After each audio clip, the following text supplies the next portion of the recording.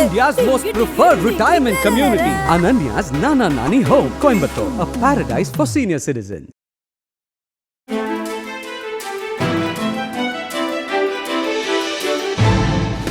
தட்டை, சீடை, முறுக்கு, ரிப்பன் போகடா, அதிரசம் என்ன வேணாலும் செய்யுங்க. ஒரே ஒரு 5 லிட்டர் இதய மந்த்ரா கடல் எண்ணெய் பேக் ஒரு மாசம் முழுசுக்கும் அத்தனை சமையல் முடிச்சு விடலாம். இதய மந்த்ரா. கேரள மாநிலம் கொச்சியில் இருந்து மும்பைக்கு இன்று காலை ஏர் இந்தியா AI 2744 என்ற விமானம் பயணிகளுடன் புறப்பட்டது. காலை 9:27 மணி அளவில் மும்பை சத்ரபதி சிவாஜி சர்வதேச விமான நிலையத்தில் தரையிறங்க ஆரம்பித்தது. அப்போது எதிர்பாராத விதமாக ஏர் இந்தியா விமானம் பயங்கர விபத்தில் சிக்கியது. லேண்டிங்கின் போது ரன்வேயில் வேகமாக ஓடிக்கொண்டிருந்த விமானத்தின் டயர்கள் அடுத்தடுத்து வெடித்தன.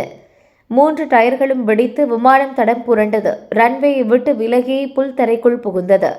விமானத்தின் ரெக்கை மற்றும் சில பகுதிகளும் தரையில் மோதி பலத்த சேதமடைந்தன.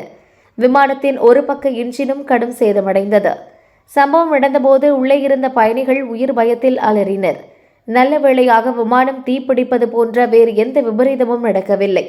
புல்தரைக்குள் புகுந்து சிறிது நேரத்தில் விமானம் நின்றது. உடனே மீட்பு ஊழியர்கள் அங்கு வந்தனர். விமானத்தை பத்திரமாக மீட்டு வழக்கமாக நிறுத்தும் இடத்துக்கு எடுத்து சென்றனர். உள்ளே இருந்த பயணிகளும் விமான ஊழியர்களும் பத்திரமாக மீட்கப்பட்டனர். விமானத்தை சரி செய்யும் வேலை நடக்கிறது.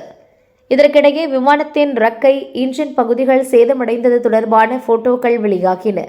ரன்வேயில் இருந்து விலகி ஓடியதால் புல்தரையில் இருந்து பெயர்ந்த குப்பைகள் விமானத்தின் மீது சிதறி கிடந்தன. இந்த அதிர்ச்சி சம்பவம் தொடர்பாக மும்பை விமான நிலையம் அறிக்கை வெளியிட்டது. கொச்சியில் இருந்து மும்பை வந்த ஏர் இந்தியா விமானம் லேண்ட் ஆகும் போது டயர் வெடித்ததால் ரன்வேயை விட்டு விலகி ஓடியது. அவசர கால மீட்பு ஊழியர்கள் உடனடியாக களமிறங்கினர். விமானத்தை பத்திரமாக மீட்டனர். பயணிகள், ஊழியர்கள் அனைவரும் நலம். பிரதான ரன்வேயில் சிறிதளவு பாதிப்பு ஏற்பட்டது. இதனால் 2வது ரன்வேயில் விமானங்கள் இயக்கப்படுகின்றன. ரன்வேயை சரி செய்யும் பணி நடக்கிறது. முடிந்ததும் வழக்கம் போல் பிரதான ரன்வேயில் விமானங்கள் இயக்கப்படும் என்று ஏர்போர்ட் நிர்வாகம் கூறியுள்ளது.